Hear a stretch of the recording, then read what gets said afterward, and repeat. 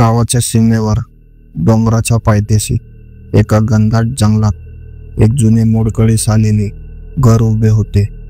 त्याला चेटकिनीचं घर म्हणायचे. गावकरी त्या घराच्या आसपास जायलाही घाबरत असत.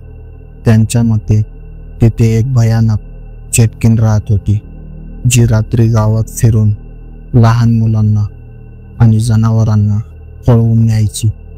तिच्या शापामुळे संपूर्ण गाव भयभीत झाले होते.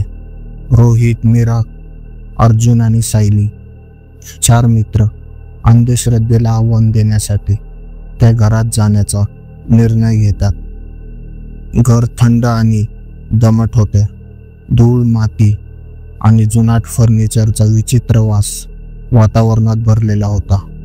एक खोलीत त्यांना जुना मोठा तुटलेला आरसा सापडतो, पण त्या आरशात त्यांचं प्रतिबिंब दिसत नव्हतं. त्याऐवजी त्यांना एका लहान मुलीची अस्पष्ट आकृती दिसली. ती रडत होती. काही क्षणांनी त्या आरशात एका काळ्या कपड्यातील स्त्रीही दिसू लागते. केस विस्कटलेले, डोळे लाल. ती चेटकीन होती.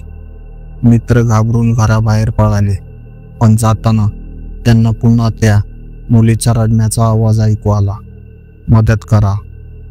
त्या रात्री कोणालाही झोप आली नाही. दुसऱ्या दिवशी त्यांनी गावात विचारपूस करायला सुरुवात केली. कुणी बोलायला तयार नव्हते, पण एक वृद्ध स्त्री त्यांना थांबवते आणि सांगते, त्या घरात पूर्वी एक शक्तिशाली चेटकीन राहत होती. ती लहान मुलांच्या आत्म्यांना शापित आरशात बंद करत असे. एकदा तिने एका निष्पाप मुलीचा आत्मा त्या आरशात अडकवला आणि तिच्या शक्तीचं केंद्र बनवलं. त्या आरशात आता चेटकीन आणि ती मुलगी दोघीही अडकलेले आहेत. आरशाचा तुटलेला भाग जर पुन्हा एकत्र केला तर चेटकीन पूर्णपणे मुक्त होईल. मात्र जर आरसा योग्य वेळी बंद केला गेला तरच ती पुन्हा कैद होऊ शकते. त्या रात्री मित्र परत गेले. त्यांनी पवित्र गोष्टी, दिवे आणि आरसा शोधण्यासाठी साहित्य घेतलं. आरसा तुटलेला होता आणि त्याचे तुकडे एकत्र करताना ती चेटकीन आरशातून बाहेर आली. ती संतापलेली होती आणि त्या मुलीला पुन्हा पकडण्यासाठी पुढे सरसावत होती. ती मुलगी आता त्या घरात रडत बसलेली होती. तिचा आत्मा आरशातून बाहेर पडल्यामुळे अजूनही अस्थिर होता. चेटकीन तिच्या मागे लागलेली आणि मित्र तिला थांबवण्याचा प्रयत्न करत होते. अर्जुनने आरशाचे तुकडे जोडले. रोहित, सायली आणि मीरा चेटकिनीला थांबवत होते.